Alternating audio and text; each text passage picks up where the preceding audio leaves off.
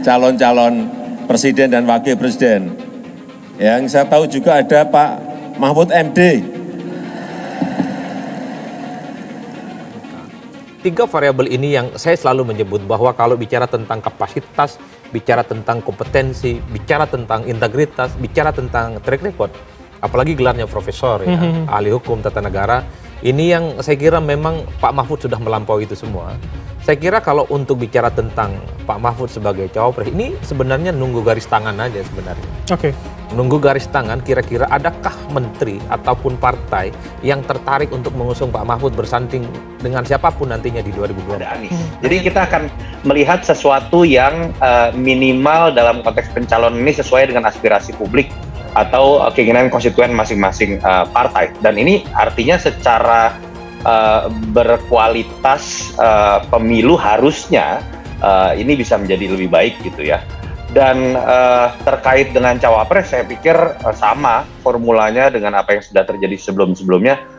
Sebelum masuk masa injury time, sulit buat kita menerka begitu. Dan belum lagi kalau kita bicara masih 5 bulan menjelang pendaftaran, pencalonan sendiri dalam konteks capres kan belum bisa dipastikan 100%. Nah, yang jelas saat ini kan memang kegiatan politiknya itu kemudian membicarakan cawapres, walaupun biasanya kita-kita ini bicara cawapres tuh lebih belakangan. Ya.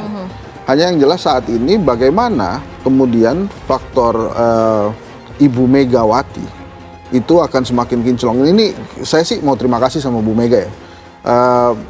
Dia menjaga betul nih ranah demokrasi dan sangat tegas dan keras. Jadi posisi cawapres Ganjar Pranowo jadi rebutan, nama Mahfud MD mencuat. Usai diusung PDI Perjuangan atau PDIP, banyak pihak disebut bakal memperebutkan posisi bakal calon wakil presiden atau capres pendamping Ganjar Pranowo untuk Pilpres 2024. Direktur Eksekutif Indonesian Presidential Studies atau IPS Nyarwi Ahmad bahkan menyebut pimpinan parpol yang tergabung dalam Koalisi Indonesia Bersatu atau KIB seperti P3, PAN, dan Golkar bakal mengincar peluang tersebut. Sejumlah tokoh yang merasa percaya diri bisa mendapatkan tiket cawapres Ganjar dan akan berlomba-lomba untuk dapat dinominasikan dari partai-partai tersebut, kata Nyarwi, Rabu 26 April. Namun dosen komunikasi Universitas Gadjah Mada atau UGM itu mengatakan para tokoh yang bisa dinominasikan bukanlah sembarang kandidat. Nyarwi juga mengatakan para ketua umum dari partai yang akan bergabung dengan PDIP tentu akan mematok sejumlah kriteria. Bisa juga bersumber dari variabel-variabel lain seperti gaya atau model kepemimpinan dan performanya ketika menjadi pemimpin di lembaga-lembaga negara atau pemerintahan, ucap dia. Kriteria itu menurutnya bisa bersumber dari variabel atau faktor elektoral dengan melihat elektabilitas. Menurut Nyarwi, Menteri Koordinator Bidang Politik Hukum dan Keamanan atau Menko Polhukam, Mahfud MD salah satu tokoh yang potensial dan juga berasal dari kalangan yang pertama. Lalu, tokoh-tokoh potensial lainnya mulai jajaran menteri, pimpinan partai, hingga kepala daerah atau mantan kepala daerah.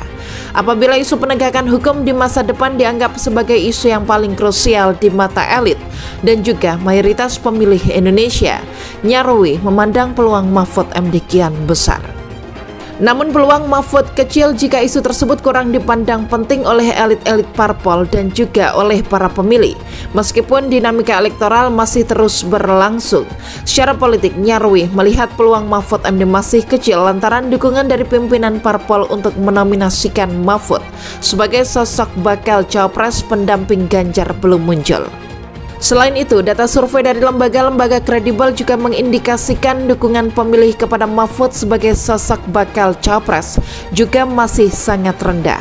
Ini masih tahap awal, tentu saja kita perlu mencermati perubahan dinamika elektoral preferensi pemilih pada sosok-sosok potensial yang berpeluang dinominasikan oleh partai-partai sebagai pendamping Ganjar setiap saat, ujarnya.